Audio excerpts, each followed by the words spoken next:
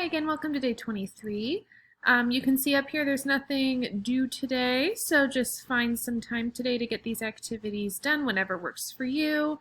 And if your child does want to send me any work, please send it my way, or they can upload it to Google Classroom if they're set up on there. So for today we do have reading, writing, math, and science. For reading, they can read Little Red Riding Hood or Another Fairy Tale. Just continuing to read fairy tales was a fourth quarter goal of ours. So just some kind of fairy tale to keep them in the groove of that would be good. They can read this, or you can get on their Raz Kids and find one that's on level for them, or they can get on Epic if they would like. You can go to students, and my code's set up here because I've already entered it, but you can just enter CUK 3038, click go. You can click on your child's picture, and then they can actually just search fairy tales, and they can find some fairy tales that will read to them as well. So if you don't have any fairy tales at home and your child's wanting to read it, Epic is a great resource. Or they can get on ABC Mouse, Adventure Academy, or Raz Kids, or reading just a book of their choice. For writing, they'll write a personal narrative. It says, write a personal narrative about a time when you solved a problem, like Little Red Riding Hood. We've talked a lot about how narratives are not stories where everything's great and wonderful. Usually narratives have some kind of problem and solution. So Little Red Riding Hood or any other fairy tale could be a great example of that. What happened at the beginning, middle, and end? What were you thinking, feeling, and doing when you had the problem? So whatever problem they pick, I would kind of guide them, encourage them, remind them to share what's going on inside. That's a big skill we worked on whenever we did narrative writing earlier this year. What they're thinking, feeling, and doing when they had the problem. Hopefully they're doing that throughout the story, but especially when the problem's going on. Sharing those inside thoughts, feelings, and the outside actions. For handwriting, picking print or cursive like usual. For math, we have a Brain Pop video to review arrays. Go on an array hunt after they watch this video and take a picture or draw a picture of 3 places you find arrays, inside or outside.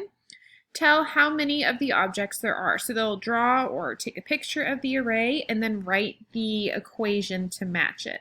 Well, the 2 equations. So let's say there's a flower bed outside, or there's a garden, and there's 2 rows of 5. The 2 equations that would go with that would be 5 plus 5 equals 10. And then the columns, 2 plus 2 plus 2 plus 2 plus 2 equals 10. And this might be challenging to find, so if you're not finding anything that is an array, you can draw them for them and have them just write the equations for that. That's just as good. And then moving on to fluency practice, play the game odd or even with someone, or if there's no one to play with them, they can get on Greg Tang and play for at least 10 minutes, picking whatever skill they would like to practice. And then for science today, this will be pretty fun. It's a really neat video. I'm not going to open it again because it'll play right away. But it's introducing shields of armor for animals. So it's about 11 minutes long, keep in mind. So they'll watch that. And then they have a different challenge today. Yesterday they were creating a shelter for the family or for your house to protect from an invasion.